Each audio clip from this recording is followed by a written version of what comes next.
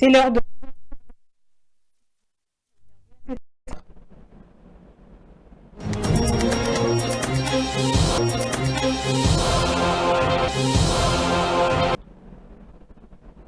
Commençons avec cette information en bref. Le vice-premier ministre de l'économie nationale, Daniel Mukoko Samba, a annoncé la baisse du prix du carburant à la pompe dans la zone ouest de la RDC.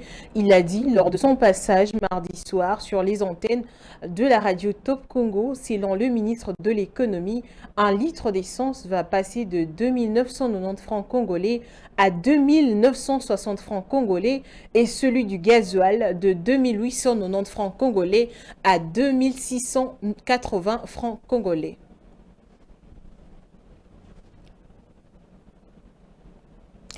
Et puis le franc congolais connaît une légère appréciation depuis quelques semaines, entraînant une baisse timide des prix sur certains produits de consommation, une tendance encourageante mais dont la durabilité reste incertaine, surtout à l'approche des fêtes de fin d'année.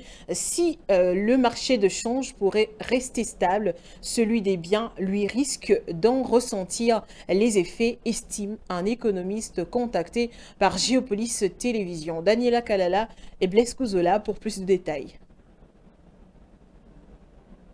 En approvisionnement en termes de denrées est importante, mais la vérité c'est qu'on ne peut ne pas dire que cela ne peut pas avoir des incidences. Logiquement, pour une économie extravertie comme la nôtre, le fait qu'on arrive à cette période-là, il y aura forcément de l'impact. C'est parce que la forte demande en francs congolais au niveau de services bancaires est due à l'exigence de la Banque centrale pour la plupart de ses partenaires d'honorer leur quotité en termes de réserve obligatoire de francs congolais, ce qui fait que les banques sont à la recherche du franc congolais pour s'acquitter de cette situation.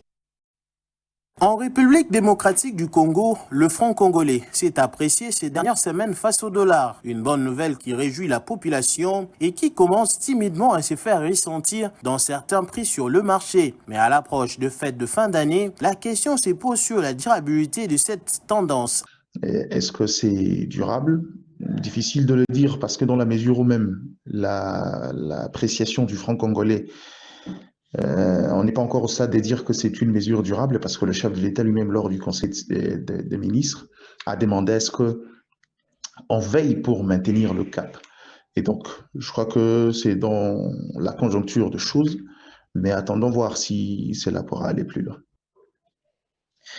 Oui, il est vrai qu'on est à l'approche de période des festivités où la consommation s'accroît un peu, où la demande en approvisionnement en termes de denrées est importante, mais la vérité c'est qu'on ne peut ne pas dire que cela ne peut pas avoir des incidences. Logiquement, pour une économie extravertie comme la nôtre, le fait qu'on arrive à cette période-là, il y aura forcément de l'impact. C'est parce que la forte demande en francs congolais au niveau de services bancaires est due à l'exigence de la Banque centrale pour la plupart de ses partenaires d'honorer leur quotité en termes de réserve obligatoire de francs congolais, ce qui fait que les banques sont à la recherche du franc congolais pour s'acquitter de cette situation-là. Mais je crois qu'au-delà de ça, pendant cette période des festivités, cela risque de ralentir la demande aussi. Mais je pense, à mon humble avis, que cela aura certainement de l'influence déjà sur le prix, peut-être pas de manière directe sur la monnaie, mais sur le prix, oui. Alors, simple répit ou vrai soulagement pour le ménage, reste à voir si cette embellie monétaire résistera aux réalités du terrain ou si elle s'arrêtera aux portes du marché. Et à Kinshasa, la campagne de contrôle du permis de conduire électronique se poursuit, mais suscite des plaintes parmi les chauffeurs. Beaucoup d'entre eux se disent incapables de payer le montant exigé et appellent les autorités à alléger les frais pour permettre un accès plus large à ce document devenu obligatoire. Myriam Likio pour le reportage. À Kinshasa, la mise en œuvre du contrôle du nouveau permis de conduire électronique continue de faire parler. Si l'objectif des autorités est de moderniser le système de circulation et d'assurer une meilleure traçabilité des conducteurs, plusieurs chauffeurs expriment leur mécontentement face aux prix jugés élevés de ce document. Sur le terrain, certains chauffeurs disent être en difficulté pour réunir la somme nécessaire en demandant aux autorités d'alléger la somme exigée électrifié pour rendre l'accessibilité à tous. En tout cas, en tout cas, électrique. Ce qui va checker à 70, et vous faciliter bateau, oh, c'est normal. $100, on ça là, on fout un osso, oh, ça a été souci dans l'aïe, oh, ça a été chômeur. Priez à la tir, et ça va dans la facilité aux gens qui ont permis. C'est ça le problème. L'État a réduit.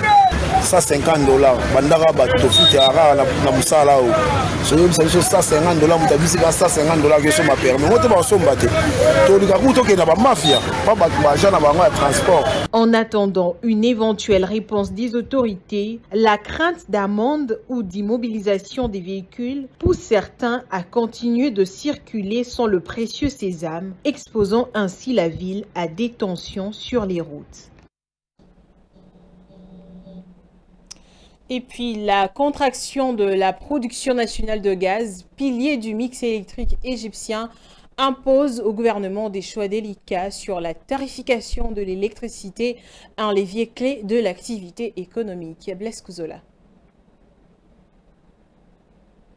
En Égypte, le tarif de l'électricité n'augmenteront pas avant janvier 2026. L'annonce faite par Mahmoud Esmat, ministre de l'électricité, a été relayée par la presse locale dimanche dernier. Plusieurs médias avaient en effet, la semaine précédente, évoqué la possibilité de hausse dans un contexte de tension budgétaire. Cette décision intervient alors que l'inflation reste encore élevée malgré un certain ralentissement après 2 années de forte hausse. Le taux annuel moyen s'est ainsi établi à 28,3% en 2024 contre 36% en 2023. En 2025, la désinflation se poursuit avec 16,8% en mai, 13,9% en juillet, puis 12% en août. Depuis la dernière révision tarifaire de 2024 qui avait entraîné une hausse de 14 à 50% selon les tranches de consommation, aucune modification n'a été appliquée aux tarifs résidentiels. 2 mesures ciblées ont toutefois été prises. En mai 2025, le tarif appliqué aux bornes de recharge pour véhicules électriques a été ajusté pour inclure une marge de 45% sur le coût d'approvisionnement. Puis le 1er juillet 2025, le gouvernement a mis fin à la réduction accordée depuis 2020 aux entreprises industrielles qui bénéficiaient jusque-là d'un tarif allégé d'environ 0,10 livres égyptiens par kilowattheure. Selon la presse locale, les subventions atteignent environ 170 milliards de livres égyptiens, soit 3,6 milliards de dollars, et l'électricité est vendue en dessous de son coût réel. Les gaz livrés aux centrales est facturé à $4 pour 1 million d'unités thermiques britanniques, alors que son coût réel dépasse $7. Avec la baisse de la production gazière, moteur de la production de l'électricité domestique, le gouvernement doit donc rapidement trouver des alternatives à moindre coût. C'est ainsi que se termine ces 13h, mesdames et messieurs. Merci à vous de l'avoir suivi. Le prochain rendez-vous de l'actualité est pris pour 19h30 avec la grande édition du journal télévisé qui vous sera présenté par Patrick Ilunga. Au revoir et surtout, portez-vous bien.